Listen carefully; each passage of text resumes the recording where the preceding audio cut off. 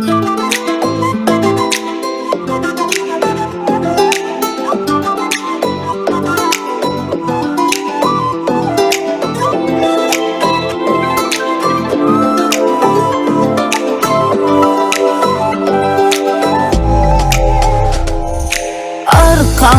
yaralap gittin dostum deyin badıma. Hancarın kalbimde dur, ne etsemem kurtulmayan yara.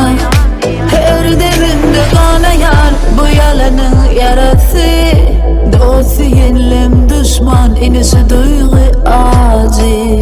Hancar yarası yani dostun yalan söyledi. Kanayan yürek yani anamın kaçan yeri.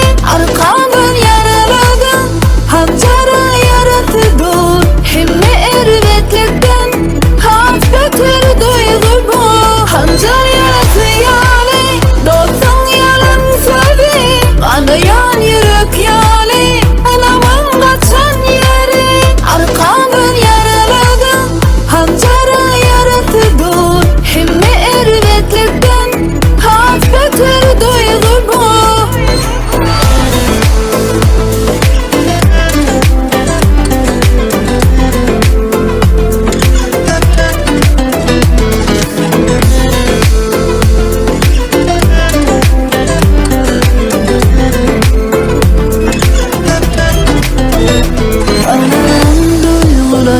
Ağlattı bir gecede en yakın dostlarımdan ağlanım acıda.